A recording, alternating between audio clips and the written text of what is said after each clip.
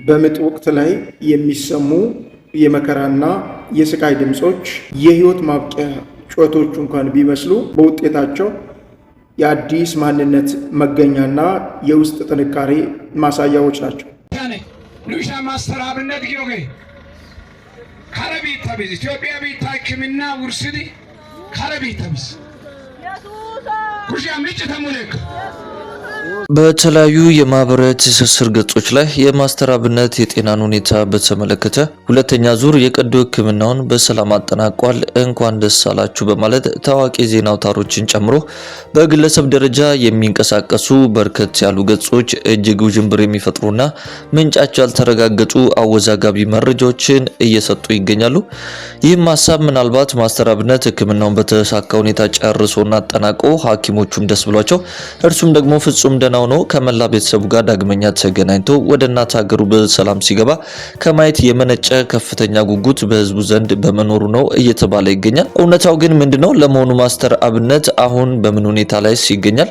ጉዳዩን በተመለከተ በርካቶች ለማስተር አብነት እያስተላለፉት የሚገኙት ከበድ ያለ ምክር ምንድነው? ሁሉንም መረጃዎች ይዘላችኋል፣ ታደምጡታላችሁ። እናንተም ቪዲዮ ላይክ እና ሼር እንዲሁም ቻናላችንን ሰብስክራይብ ማድረጋችሁን አትርሱ እያለን ቀጥታ ወደ ፕሮግራማችን እንሻገር። በታይላንድ ሀገር በሚገኘው አንድ ትልቅ ሆስፒታል ውስጥ የህክምና ክትትሉን በሚገባ እያከናወነ የሚገኘው የማስተር አብነት ከበደን የጤና ሁኔታ ተመልክቶ ማስተር አብነት ከበደ የመጀመሪያ ዙር የቀዶ ጥገና ህክምናውን በተመለከተ ወደ ሰርጀሪው ክፍል ከመግባቱ ቀደም ብሎና እንዲሁም ከህክምናው ክፍል ከወጣም በኋላ ለመላ ኢትዮጵያን በሙሉ መልካም የጤና ሁኔታ ላይ እንደሚገኝ መልእክቱን አስተላልፎ ነበረ። ታዲያ ሁኔታው መላ ኢትዮጵያን ያሳረፈና አድናቂዎቹን በሙሉ በአንድነት በደስታ ጮቤ ያስረገጠ ነበረ። ነገሩን ግን በሌላ አቅጣጫ የተመለከቱም ጥቂት የማይባሉም ሰዎች አልጠፉም። እነዚህ ሰዎች እንደሚናገሩትም ማስተር አብነት ለወዳጆቹና ለኢትዮጵያን እጅግ ከመጨነቁ የተነሳ እንደሆነ ልንረዳው ብንሞክርም ከህመሙ በላይ ግን በየወቅቱ እየመጣ ያለበትን ሁኔታ ሁልጊዜ መናገር አይጠበቅበትም። አንዳንዴ ብቅ እያለ መልእክቱን ያስተላልፋል።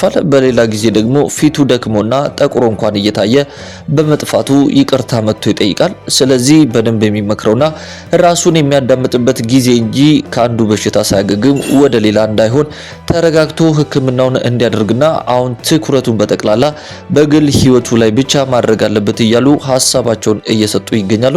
ሌሎች ደግሞ በተቃራኒው ማስተር አብነት በኢትዮጵያውያን ልብ ውስጥ ላይወጣ ፈጽሞ ስለገባ የሰዓታቱን ቆይታና የጤንነቱን ሁኔታ ለመከታተል የሚጓጓ ህዝብም ስላለው እንደዚህ የመጣ አለው ማለቱ ለኛ እጅግ ደስታን ስለሚፈጥር ከሚዲያው ፈጽሞ መጥፋት የለበትም እያሉ እየተናገሩ ይገኛል።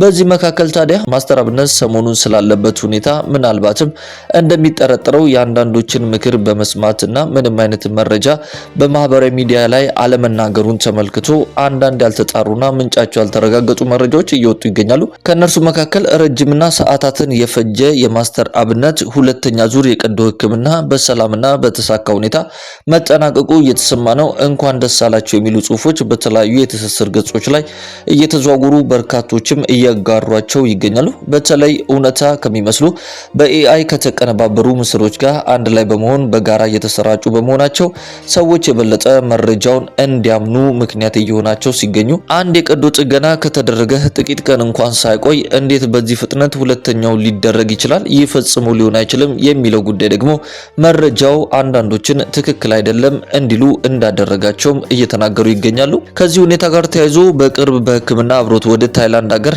ያቀናው ታላቅ ወንድሙ ካሳ ከበደ አዲስ መረጃ ሲኖር በርካታ ጊዜ በጽሁፍ አሊያም ደግሞ ምስለ ቅርጽን በማስቀመጥ ያጋራ ነበረ። ታዲያ ከዚህ ጋር ተያይዞ በርካቶች ማስተር አብነት አሊያም ደግሞ ወንድሙ የተናገሩት አዲስ ነገር እስከሌለ ድረስ ምንም ያልተረጋገጠ መረጃ ከመናገር ብንቆጠብ ይሻላል እያሉ ነው። እኛም እንደ አንድ የክርስቲያን ሚዲያ ሀሳባቸውን ለመጋራት ተገድናል።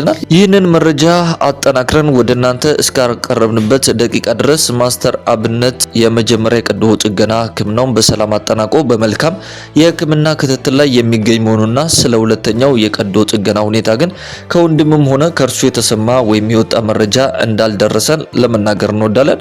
ውድ የክርስቲያን አዲስ የዩቲዩብ ቻናል ቤተሰቦቻችን በዚህ ጉዳይ ላይ እናንተስ ምን ትላላችሁ? እስቲ ሀሳብና አስተያየታችሁን በሀሳብ መስጫው ሳጥን ላይ አስቀምጡልን እያለን ከዚህ ጋር ተያይዞ ለማስተር አብነት በጣም ጥብቅ የሆነ ጸሎት እየተደረገለት ነው። ይህንንም ተመልክቶ አንድ ቪዲዮ በማህበራዊ ሚዲያ ላይ የተለቀቀ ሲሆን እስቲ ቪዲዮውን ተመልክተን ደግሞ እንመለስ።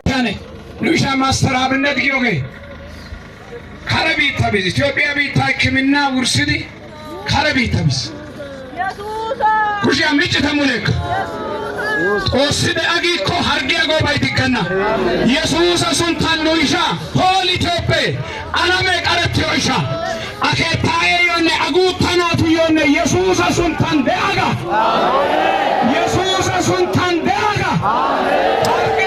አባቴ በህይወት ባለበት ጊዜ ሁሉ የላሾ ተራራ ጸሎትን አንድም ቀን ቀርቶ አያውቅም። በደከመው ጉልበቱ ተራራውን ይወጣል ይጸልያል። የምትመለከቱት ህዝብ በሙሉ በዚህ ተራራ ላይ የዘንድሮ ጸሎትን በክብር አድርገዋል። በተራራውም ላይ ለማስተር አብነት በሰማችሁት ሁኔታ ጸሎት ተደርጎለታል። እግዚአብሔር ጸሎታችሁን ይስማ። ወንድሜ ዛሬ እንዴት አድሮ ይሁን? ውድ የክርስቲያን አዲስ ዩቲዩብ ቻናል ቤተሰቦቻችን በፕሮግራማችን ላይ እንደተመለከታችሁት እንግዲህ ከሰሞኑ በተለያዩ ማህበራዊ ሚዲያዎች ላይ እኛም ደግሞ አንድ ፕሮግራም ሰርተንላችሁ እንደነበረ ማስተር አብነትም ራሱም በራሱ የቲክቶክ ማህበራዊ ድረገጽ ላይ እንዲሁም ደግሞ በፌስቡክ ማህበራዊ ድረገጽ ላይ እንዲሁም ሌላኛው ታላቅ ወንድሙ ደግሞ ካሳ ከበደ እሱም በተለያዩ ማህበራዊ ድረገጾች ላይ እንዳጋራው ማስተር አብነት የመጀመሪያ ዙር የቀዶ ሕክምናውን እንግዲህ በሰላም አጠናቆ በመልካም ጤንነት ላይ እንደሚገኝ ነግረው ነበረ። ታዲያ ከዛ በኋላ እንግዲህ የተለያዩ ማህበራዊ ድረገጾች ላይ እየተሰራጩ ያሉ ጽሁፎችን ተመልክተናል። እነዚህም ጽሁፎች እንደሚናገሩት ማስተር አብነት የሁለተኛ ዙር የቀዶ ጥገናውን በሰላም ማጠናቀቁን የሚናገሩ ናቸው። እኛ ግን ስለዚህ ሁኔታ ምንም አይነት የሰማነው ነገር እንደሌለና ከወንድሙ አሊያም ደግሞ ከማስተር አብነትም የመጣ ምንም መረጃ ባለመኖሩ እንግዲህ እነዚህ መረጃዎች በጥንቃቄ ማየት እንዳለብን ለመናገር እንወዳለን። ውድ የክርስቲያን አዲስ የዩቲዩብ ቻናል ቤተሰቦቻችን ፕሮግራማችን ላይ እንደተመለከታችሁት እንግዲህ የማስተር አብነትን የጤና ሁኔታ ተመልክቶና በርካቶች ስለሱ እየሰጡ እየለገሱትን ያሉትን ምክር በማንሳት ወደ እናንተ ያቀርብነው ፕሮግራም ይህንን ይመስል ነበር። በማስተር አብነት የጤንነት ሁኔታ እንግዲህ አዲስ የተሰሙ መረጃዎች ካሉ ወደ እናንተ በፍጥነት እንደምናደርስ ቃል እየገባን ዛሬ ወደ እናንተ ይዘን የመጣነው ፕሮግራም ይህንን ይመስል ነበረ።